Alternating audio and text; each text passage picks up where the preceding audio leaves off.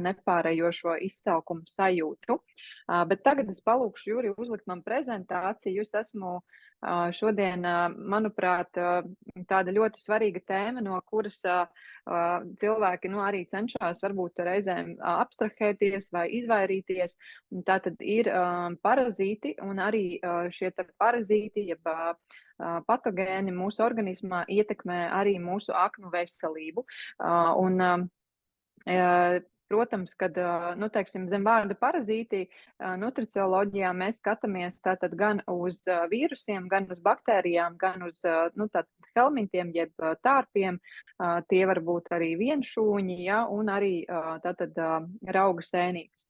Bet tas, kas ir tieši saistībā ar aknu, tad šeit mēs vairāk saskaramies ar tādiem patogēniem kā vīrusi. Protams, ļoti daudz ir dzirdējuši šos te hepatītu vīrusus, ja, kas ir A, B un C, ko var iegūt dažādos ceļos, kas ir, teiksim, arī saistībā ar asinīm, ar dzimumu aktivitāti un tā tālāk. Tad ir arī, protams, vēl jauni arī H un G hepatītu paveidi. Viens no tādiem nejaukākajiem vīrusiem, kas ir attiecībā uz aknu, tas ir Epsteina Barra vīrus, kuram ir vismaz 60 dažādi paveidi. Tas pats arī herpes vīrus ar saviem dažādajiem paveidiem var tātad ļoti ietekmēt aknu veselību un citu megalovīrus. Tad no baktērijām, tātad tās, kas ir aktīvākās, kas ir tieši aknu, tātad parazīti ir streptokoks, staflokoks un salmonella. Un arī ja mēs runājam tieši par parazītiem tārpiem, ja, vai vienšūņiem, tad ir jāņem vērā tas, ka lielākoties parazīti organismā tātad iekļūst caur doliņu veidā, mēs viņus norijam, un tad zarnu traktā, tātad caur zarnu traktu šie te parazīti tālāk nokļūst asinsritē caur zarnu sieniņām. Un pirmais orgāns, kur šie te, kas filtrē asins, tātad iet cauri, tās ir aknas. Un līdz ar to aknas arī ir viens no tiem orgāniem, kur arī šī te invazēšanās tieši ar parazītiem, ar helmintiem, ja, ir ļoti, ļoti iespējama. Un šodien mēs arī apskatīsim mazliet dažus piemērus, kā tas, var būt, bet populārākie aknu parazīti tātad ir fasciola hepatika, opistorhi, chloroncis un lamblioze. Ja. Lamblijas ir vienšūņi, es vienkārši atsevišķi šeit viņus neizdalīju. Vienšūņu parazīts mikroskopiska izmēra, ko bieži mēs varam uzņemt arī caur tātad nevārītu ūdeni vai lietojot uzturā avotu ūdeni, nezinot šo te bioloģisko piesārņojumu.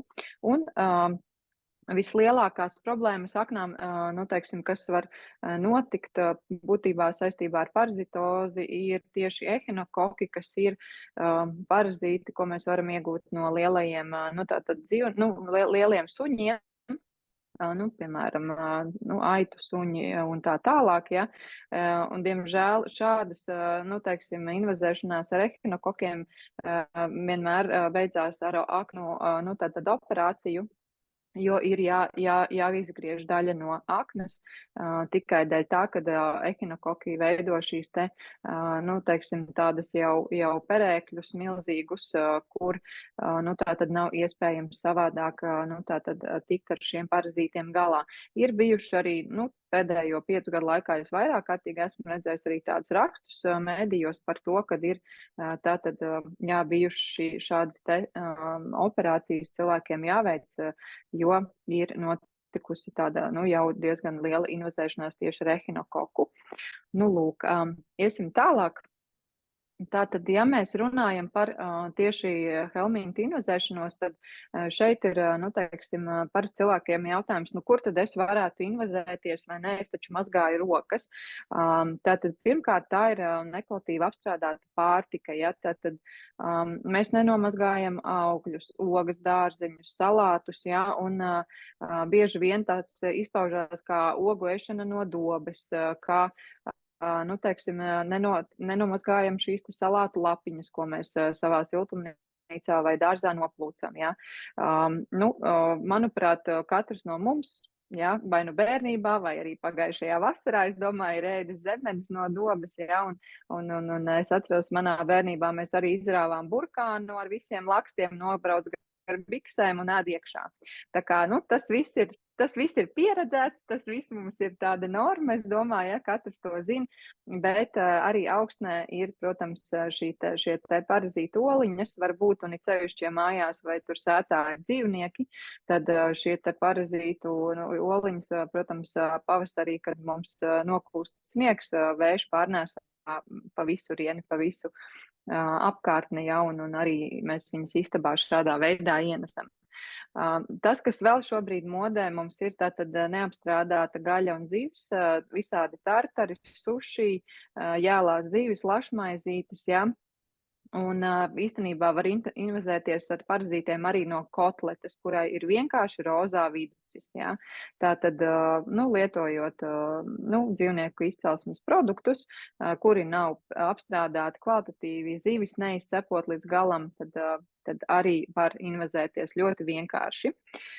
Netīrākā vieta mājās ir leduskapa roka. Turis, jā, tā nav toalete.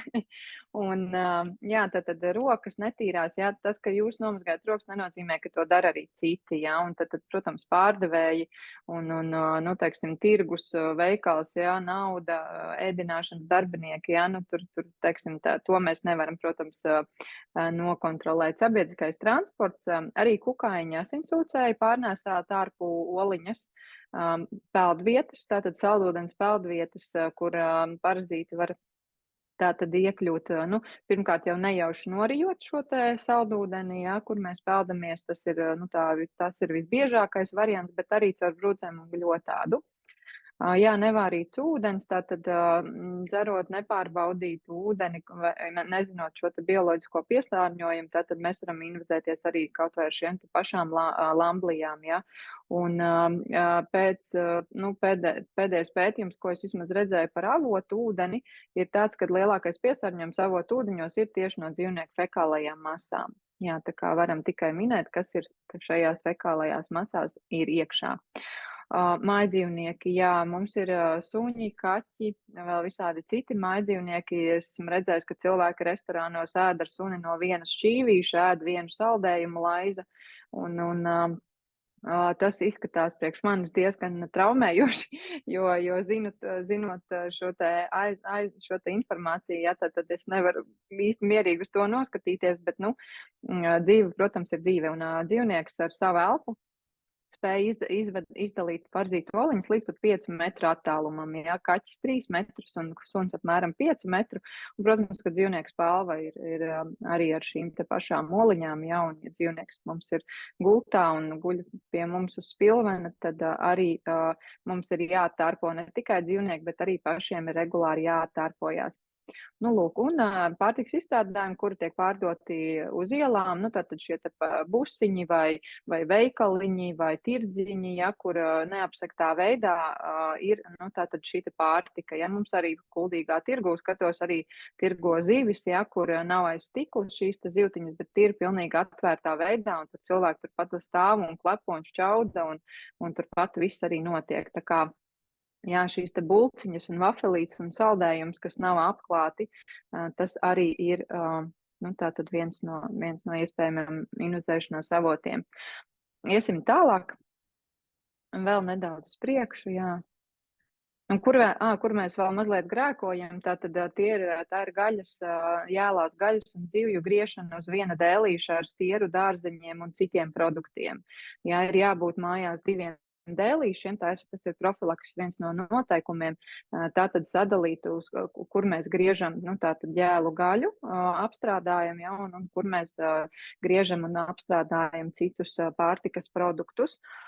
Kā tad parazīti iedarbojās cilvēku organismā, tātad iekļūstot oliņu veidā, piestiprinās pie zarnu trakta sieniņām, un arī šeit apakšā mēs varam redzēt dažādu simptomātiku, ko izraisa parazītu klātbūtne. Jā, tātad izšķiļās kāpuri, kas pēc tam nonāk ritē, un tātad caur asinsrites loku, jā, tad parazīti nonāk dažādos orgānos. Tas var izraisīt gan galvas sāpes, gan šo te aizkaitināmību, nervozitāti, izsitumus, neregulāru vēdera izēju, vēdera sāpes, alerģijas, infekcijas, jā, bezmiegu.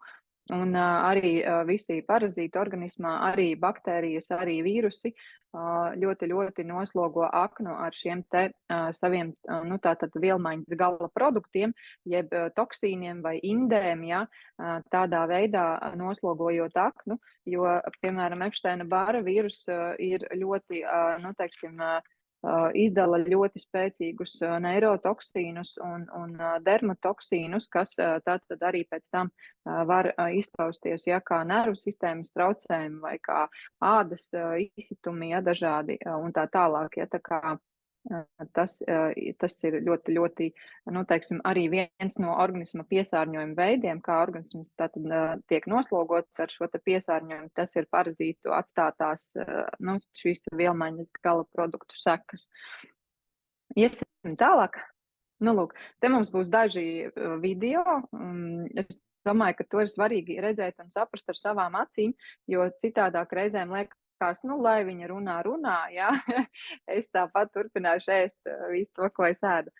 Šeit var redzēt, ir video no zvejnieka sievas. Nezinu, vai būs skaņa. Laikam nav, ja. Bet, nu, respektīvi var redzēt, ka šeit mums tā Juris laikam vēlreiz uzliks. Skaņu tur nebūs. Nu, tu vari likt arī bez skaņas, es pakomentēšu, vienkārši domāju, ka tas nav tik būtiski, bet, jā, sieviete ir bija šokā par to, kad vakar, nu, tā kā iepriekšējā dienā iztīrītās zivis ieliktas leduskapī. Šodien 21. februāris. Un šīs ir stintes. Vakar satīrīju. Un šodien domāju, ka cepšu. Bet es noteikti viņus šodien necepšu, un es nezinu, vai es viņus cepšu jau kad vispār. Pēc tā viss, ko es šobrīd šeit novēroju. Kaut kur te vēl bija kaut kur garām. Jā, redz, kur. Nu, būtībā ļoti nemanām, es gribētu teikt, ja neiedomātos, jā, tā kā paskatīties tūplānā, tad varētu arī nepamanīt. Jo šie ir mata galvi, ļoti, ļoti tādi tievi smalki parazīti, kas arī, jā, dzīvo mūsu pašu Latvijas zivtiņās, jā.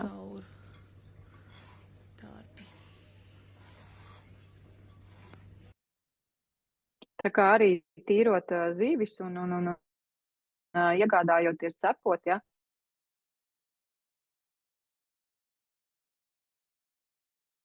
Посмотрите, кого я вытащила из красной рыбки. Это кусок горбуши, и у красных рыб они обычно мигрируют в ткани. Это представители нематод, круглых червей, называются анизакиды. Наверняка вы их уже встречали в сельдевых, скумбриевых и в тресковых. Они ими кишат. Некоторые паразиты мигрировать не успели и находятся просто в брюшной полости.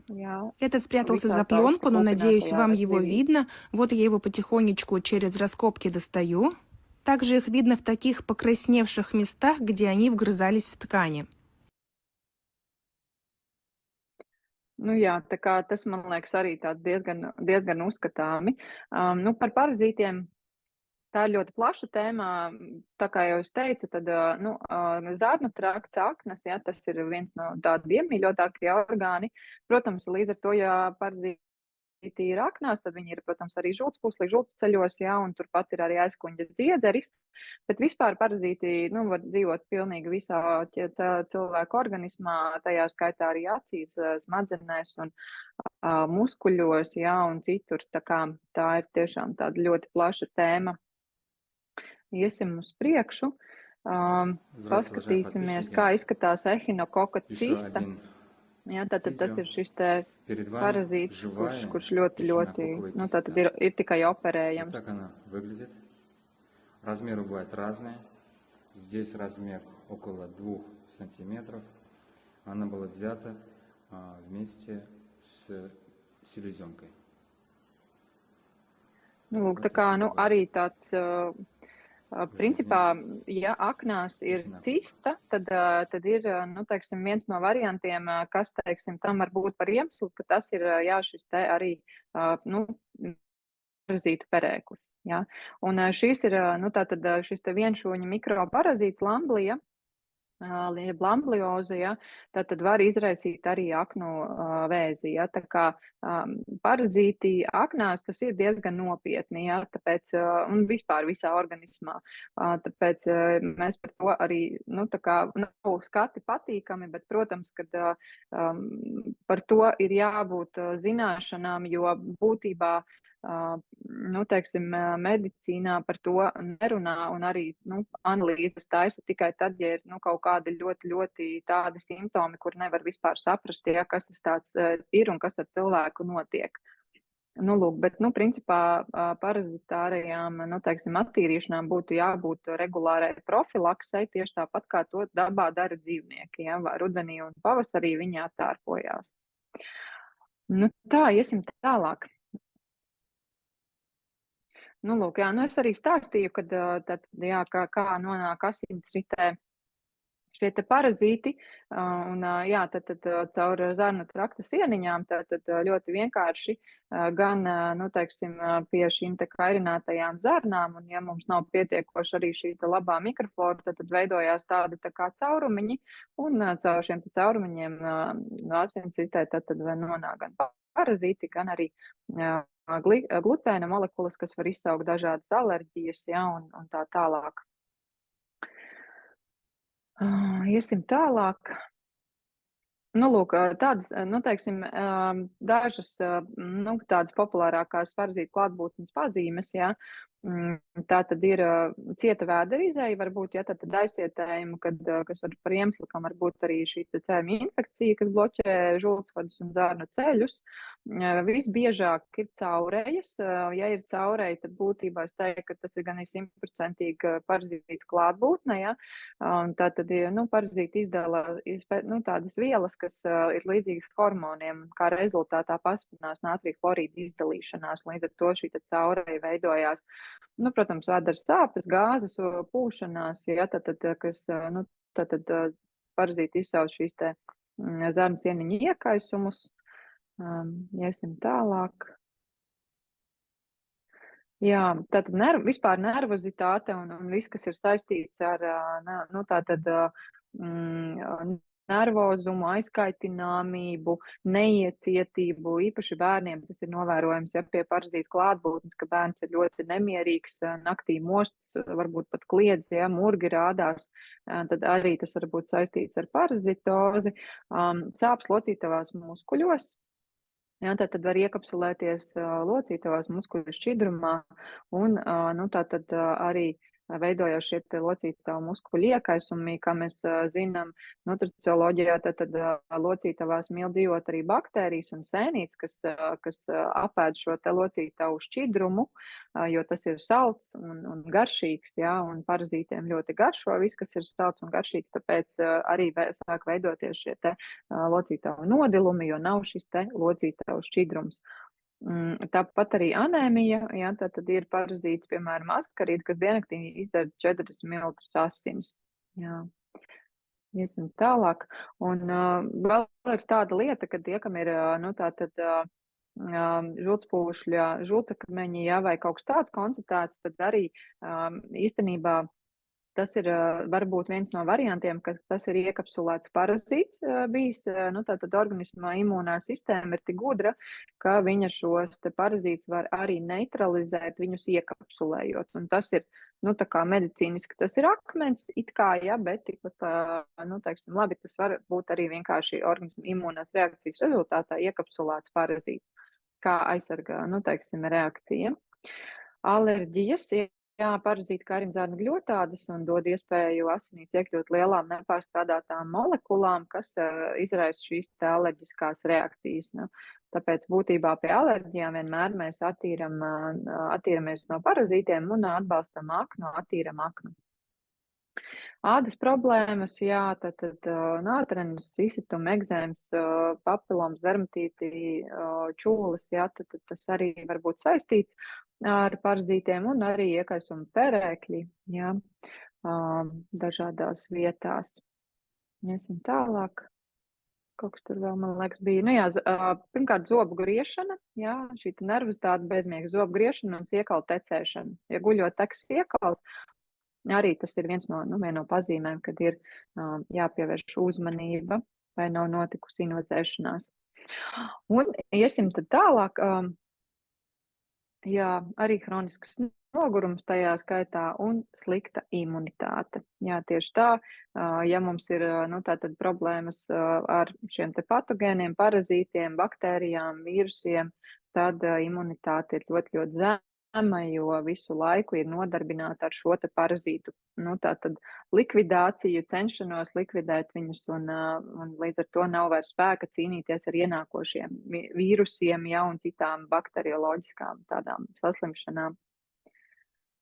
Jā, iesim tālāk. Nu, lūk, un kā tad mēs varam aknas attīrīt? Tātad ļoti, ļoti svarīgu lomu aknu attīrīšanā noteikti spēlēs uzturs, un par to mēs tūliņ arī mazliet padziļināti paskatīsimies Elīna jau uzturs sadaļā. Tātad stāstīja par šo te, bet šeit es pieskaršos no nutricioloģijas viedokļa, tur būs vēl daži aspekti tieši par aknu attīrīšanu, kas ir jāņem vērā, ja mēs vēlamies pat tā kā ļoti, ļoti efektīvi veikt šo te aknu attīrīšanu.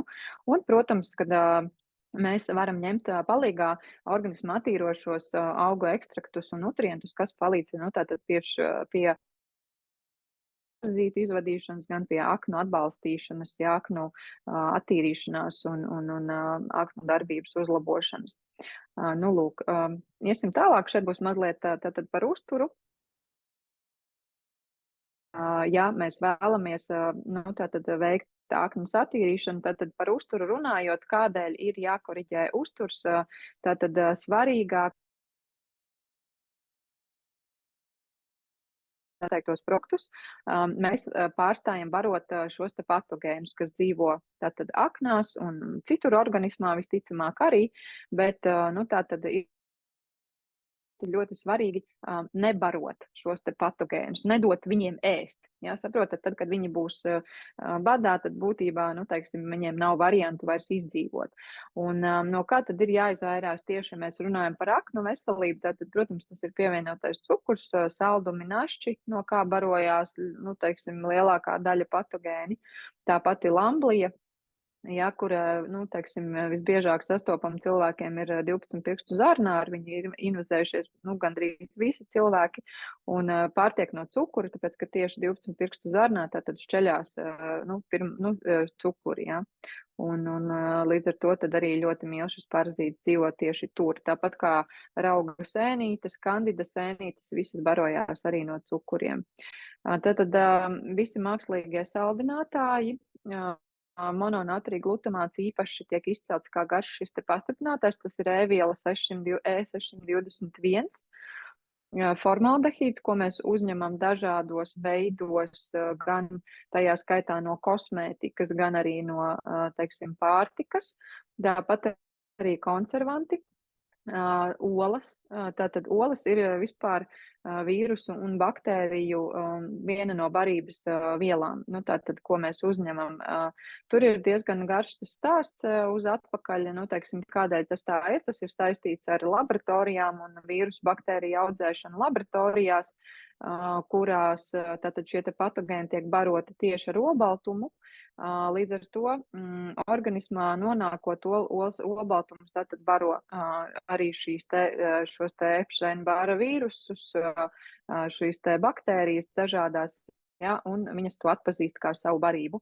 Protams, olas no vienas puses ir ļoti, teiksim, bagātīgs un veselīgs nutrientu, teiksim, vielu avots, bet tajā pašā laikā tas tiek arī ielikt tajā kategorijā, ja mēs vēlamies aknas attīrīt, tad tomēr uztaisīt, teiksim, uz 3 mēnešiem, vismaz atteikties, piemēram, no olu lietošanas uzturā. Piena produkti ļoti noslogo aknus veidojot gļotas organismā, tātad veidojās gļotas un aknai kļūst daudz grūtāk tātad strādāt un filtrēt asinis. Siers, siers ir atsevišķi izdalīts kā ļoti, ļoti, nu, teiksim, viens no kaitīgākajiem aknu produktiem. Mēs zinām, ka siers arī satur ļoti daudz tauku procentu, nu, teiksim, 40% vidēji. Tā kā to arī ir ieteicams izslēgt trekni ēdieni. Ja, ko mēs runājām, šeit ir runa par tiem transtaukiem, par šiem te fritētajiem, eļļā ceptajiem un nekvalitatīvajām eļļām, kas nu, teiksim, ko mēs arī mēdzam uzņemt caur dažādiem jau gatavajiem produktiem, kā tur čipsi un biezpiens sieriņi, vai jau mēs redzējām, ka kausētais siers satur ļoti daudz arī šos te transtaukus, ja, tā kā jābūt uzmanīgiem. Protams, alkohols, pārmērīgi daudz etiķotu ēdienu lietošana, uzturā kofeīns, pārmērīga sāls lietošana, glutēnu saturošie produkti, kas arī baro šos te patogēnus un arī ļoti kairina zarnu traktu, kukurūza, tieši rapšu eļļa, jo tur ir kaut kādi konkrēti ķīmiski savienojumi, kas ietekmē aknu veselību, un cūgaļa dēļ tā, ka tā ir treknā, jā, ļoti trekna gaļa. Tā kā tas ir tāds sarakstīns no manis, un, protams, mēs jau arī projektā skatījāmies, kas tad ir aknu atbalstošie produkti, ja kā mēs varam aknu palīdzēt attīrīt, tātad ieviešot vairāk uzturā šos produktus, zaļos produktus, dārzeņus, augļus, jā, un samazinot visus pārējos produktus, jā, kas ir jau iepriekš minētajā sarakstā. Nu, tas ir priekš tiem, kas ir tā nopietni pieķērušies savai aknu attīrīšanai, teiksim tā. Man šis ceļš bija pakāpenisks, diezgan grūti ir, jau kaut vai sākotnēji man bija grūti samazināt saldumus, ja, jo es kādreiz varēju pārtikt no rīta līdz vakaram, es varēju pārtikt no buciņām, kūciņām un saldumiem, jo svarā es nepieņēmos, līdz ar to es uzskatīju, ka tad jau es varu ēst, ja, neaizdomājoties par to vispār, kas notiek manā ķermenī, ka es baroju visu šo te patogēno vidi. Un, jā, tā kā tas ir tāds ļoti pašam darbs ar sevi, teiksim tā, ja, cik es esmu gatavs tālu iet un, teiksim, veikt šo te aknus atslodzi, ja, un atbalstīšanu tieši organismu attīrīšanā. Nu, lūk, un tad mums ir, protams, arī fito dažādi auguru produkti, kas mums palīdz tātad aknu attīrīt. Un šeit vairāk ir runa tieši par to parastāro fonu, par ko mums arī šodien ir tēma, jo mēs jau par aknu, nu, teiksim, atbalstošiem produktiem runājām arī jau iepazīšanās webinārā, kur Vineta arī stāstīja, un jums katram, kas ir aknu programmā, tātad ir jau savs komplekts ar šiem te aknu attīrošajiem, tātad un žults dzenošajiem produktiem, kas palīdz, nu, tātad iedarbināt procesus, lai akniņa varētu attīrīties un atbrīvoties no tā, kas tur ir uzkrājies. Bet mums ir ļoti fantastiski augu produkti, kas mums palīdz atbrīvoties arī no parazītiem un mazināt šo parazītu aktivitāti, jo es varu iedomāties, ka noteikti vismaz pusi no jums iedomājās par aptiekā esošo helmintoksu, ja, kas, nu, it kā ir tieši šis te parazitārais līdzeklis, bet noteikti neieteiktu viņu lietot profilaktiski. Nu, teiksim, tā kā es minēju, tur 2-3 gadā, ja, piemēram, veicot šo te atārpošanos, noteikti to nevajadzētu darīt ar helmintoksu. Jā. Helmintoks mēs izmantojam tikai tad, kad mums ārsts iesaka un kad ir jau tāda tiešām akūta situācija, kad tas ir vajadzīgs. Nu, lūk, tātad altai, oregano, melnais valries, timjāns, ķiploks, salvija, pēlašķi, krustnagliņas, kumelītes, ķirbju sēklas, mūsu pašu, pēkšņi aizmirst mazā dzeltenā podziņa, tā puķīte, ja. Tas viss ir, nu, teiksim, tas, kas mums arī palīdz no organismā samazināt šīs te parazīta aktivitāti, un viss, kas ir rūgts, visas rūgtvielas, ja, kas ir dabā atrodamas, tās visas ir ar antiparastāru efektu. Tā kā, ja prasās rūgtā tēja, ja, vai vermeļtēja, tad droši dzeram, ja, un var profilaktiski dzert arī kursveidā, tā kā tas ir noteikti ir iesakāms un būs aknu. Jā, biškrēsliņš, paldies, Indri. Jā, man viena auga sieviete, tante teica, ka biškrēsliņi arī droši var ēst arī tās pašas podziņas pļavā. Nu, es gan viņas nomazgātu droši vien, bet jā, var arī pa 5 podziņām apēst dienā kādu nedēļu uztaisīt kursiņu. Nu, lūk, iesim tālāk. Tātad, un šeit es vienkārši padalīšos ar tātad augu ekstraktiem, kas ir tieši aknu parazītiem paredzēti. Es domāju, ka arī no jums noteikti arī programmās ir šie te produkti kādam. Varbūt ne visiem, bet, protams, visus šos produktus reizēm mēs nekad nelietojam, mēs viņus kombinējam, bet šeit, tātad ir kaķinaks, kas ir augs, kas ir ļoti efektīvs tieši cīņā pret vīrusiem un baktērijām, nostiprina aknu imūnosistēmu. Ja, šis ir viens no tādiem pasaulē zināmajiem augiem, tā ir peruāņu liāna, kas tiešām ir fantastiska tieši saistībā ar bakteriālajām un vīrusu infekcijām un ļoti, ļoti labi rezultāti un var lietot arī profilaktiski. Tad ir opistop. Tātad mēs runājam par šiem te jēlo zivju parazītiem, būtībā šie te aknu parazīti, ko es minēju, opistorhoze, fasciola, hepatika un chlonorhis infekcija, tie visi ir šo te jēlo zivju tātad parazīti un dzīvo tātad aknās žultas ceļos visbiežāk un tātad ir speciāls tieši zālīšu maisījums, kas iedarbojas tieši uz opistopiem, uz šiem tieši tiem jēlo zivju parazītiem. Un ja jūs mīlat šo suši, ja jūs mīlat šīs lašmaizītes, tad iegādājieties opistopu un tad būtībā es iesaku pirms ēšanas kāds 2-3 kapsulas pirms tam apēst un arī pēc tam. Tātad radot šo te nelabvēlīgo vidi, lai šie te parazītu kāpuri nevarētu iedzīvoties. Ja? Vienkārši elementārākā profilakse, ko es arī pati daru, un varu ieteikt arī citiem vienkārši nodrošināties.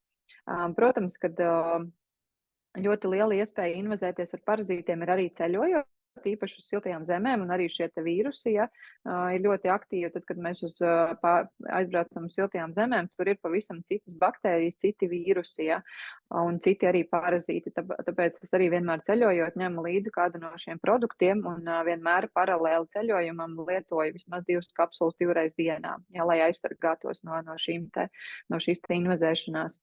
Tad mums ir plaša spektrā antiparastārais produkts, kas ir Parafait.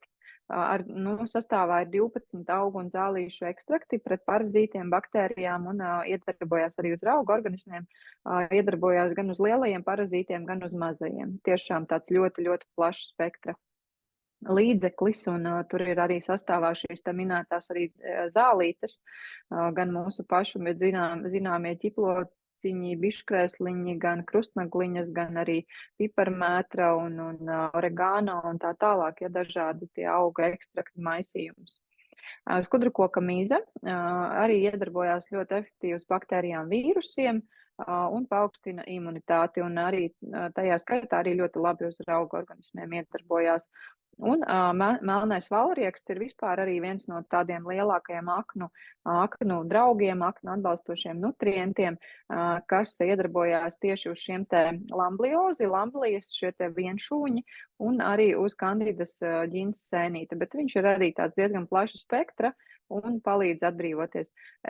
Vinetiņā, protams, arī sērs, MSM, tas arī ir antiparasitārs līdzeklis, un sērs, manuprāt, tieši saistībā ar aknu veselību mums palīdz tātad izvadīt no aknām kļotas ļoti efektīvi, un sērs palīdz tātad pie antiparasitārās programmas, ja ir parazīti, kas ir piesūkšies pie zarnu trakta sieniņām, tad sērs tātad veido šādu nelabvēlīgu pārklājumu zarnu sieniņām, un šie parazīti atlaižās no tām sieniņām nost, un ir spiest atlaisties.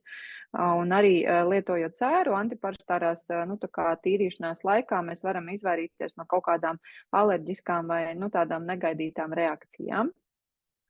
Lūk, tā kā sērs arī.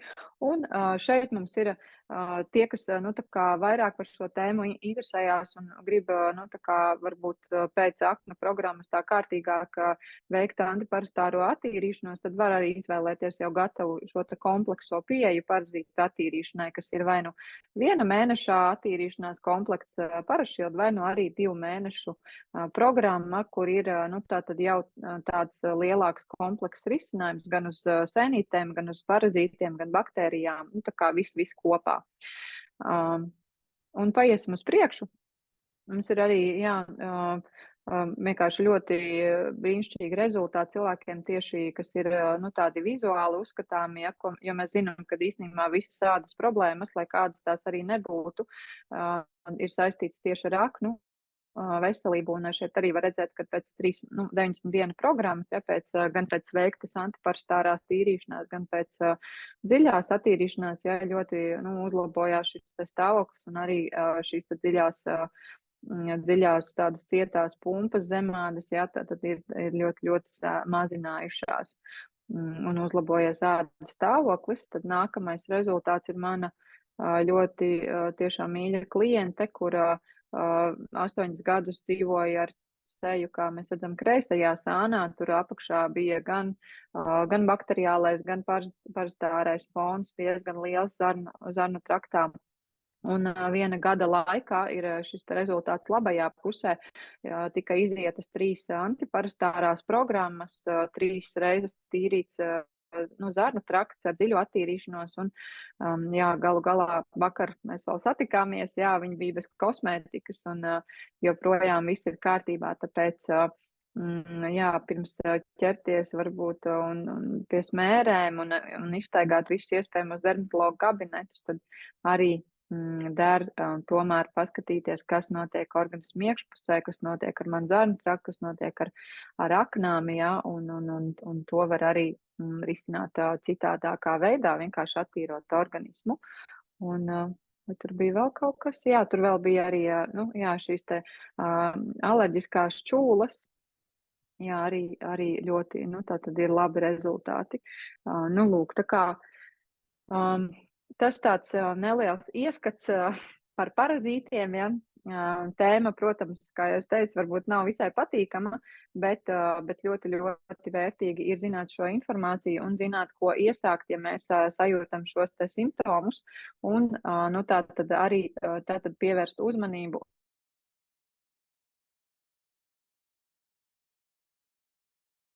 šo te savu tātad paralēlās pasaules, tātad attīstība mūsos, un kā jau mēs zinām, visi, tātad parazīti, baktērijas, vīrusi, un vienšūņi, viņi veido šos te iekaisumu procesus, un mūsu mērķis vienkārši, attīrot ķermenī, ar šiem te auga ekstraktiem, mēs vienkārši samazinām šos te iekaisumu procesus, un līdz ar to uzlabojās kopējais veselības stāvoklis, samazinās sāpes vai pazūd, un ir ļoti, ļoti labi rezultāti cilvēkiem iedarbojoties vienkārši uz ķermeni kopumā, bet es vienmēr iesaku kombinēt, tātad strādāt gan ar uzturu, gan arī ar šo te attīrīšanos, jo uzturs tās ir mūsu zāles, un ir jāmācās, jāizprot šī te uztura būtība, ko šis uzturs man dod vai nedod, vai tas baro patogēnus, vai tas tomēr iedod kaut ko vērtīgu manām šūnām. Un tas ir kaut kas vajadzīgs. Tāpēc es skatos tā čatiņā, kaut kas te arī noticies ir bišķiņ. Vakara, Kārlis prasa, vai vakara leduskapja virināšana ir arī no aknas atkarīga. Protams, tur var būt apakšā gan emocionālais kaut kāds, faktors, šis te kaut kāds adrenalīns, tāpat tur var būt arī, tieši tā, kad nav pilnvērtīga šī te glikozes rezerves aknās neuzkrājās. Un acīt raksta, ka bija maza viens šņakstināja burkāns no dobes, un tad sastapos ar cērmi, vairs nebija smieklīgi. Tā, biškrēsliņš, aminoskābes, ja prasās par Activity Ultra, nav ieteicams lietot aknu tīrīšanas laikā. Maritiņā aminoskābes lietot mēs varam, tāpēc, kad Activity Ultra aminoskābes ir ļoti tīrā formā, būtībā viņas nenoslogo mūsu gremošanu, jo uzreiz uzsūcās ļoti, ļoti ātri. Jā. Tāpēc Protivity Ultra viņas ir diezgan neitrālas un nebaros arī šo te patogēno vidi. Jā. Ja ir izgriezti žultsakmeņi, kā atbalstīt aknu lūdzu?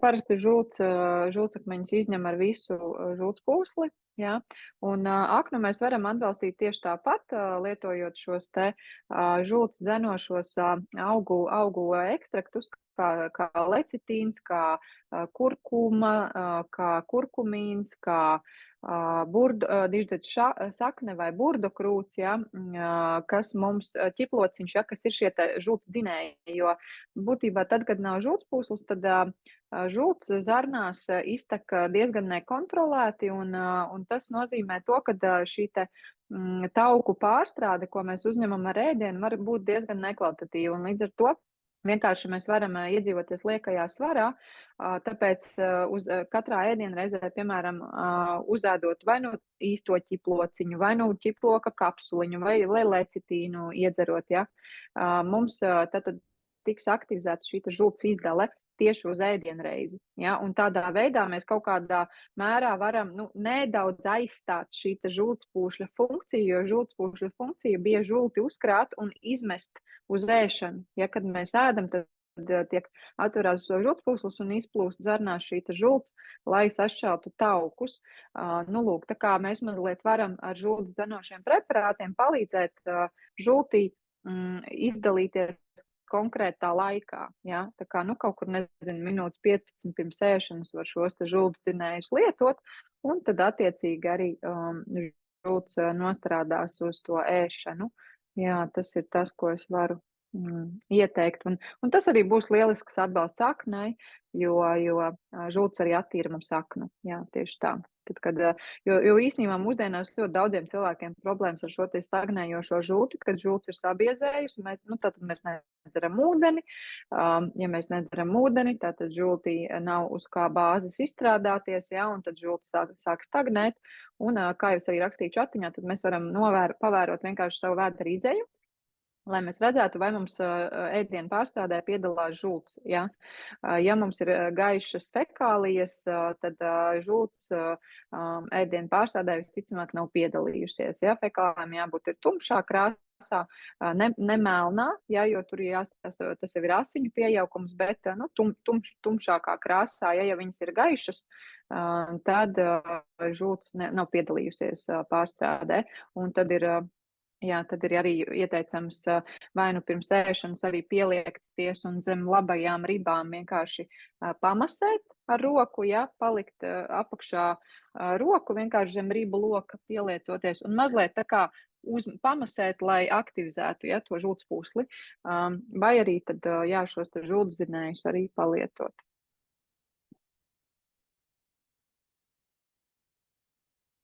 Vai ir kādi jautājumi vēl?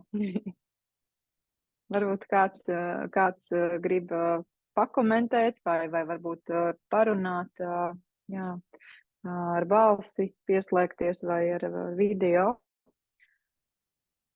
Tā kā tas no manis šovakar arī viss, ietos jau laiks paskrējis un jā, esam diezgan ilgi jau te nosēdējuši, bet es ceru, ka bija noderīgi, jo man personīgi liekas, ka šī tēma ir ļoti svarīga. Jā. Jā, Kārli, vai tev ir kas jautājums? Kārli, viss skaidrs ir. Kārlis ieslēdz kameru. Kārlim, laikam, nāksies drīz iet pie leduskapja, jā, bet tu atceries, ka leduskapja rokturs ir netīrākā vieta. Kārlis dzer ūdeni, vai cik labi, priekā. Tas nav ūdens, tas ir ķiploku. Ķiplociņš, ferments, jā? Ļoti labi, vēl labāk. Lieliski, jā. Paldies visiem, jā, kad bijāt kopā, un, protams, arī sveiciens tiem, kas noskatījušies ierakstā līdz galam. Jā, var droši pēc tam arī iekomentēt čatā, ja ir kāds komentārs, bet mēs arī projektā čatā arī ieliksim noteikti rekomendācijas arī šai te profilaksei, jā, tātad kā profilaktiski izvairīties no parazītiem, ko ievērot, kādas higienas prasības, teiksim, un arī tādā veidā mēs varam sev pasargāt jau, lai neinvazētos. Jā, paldies. Man liekas, ka Juri var slēgt ārā ierakstu.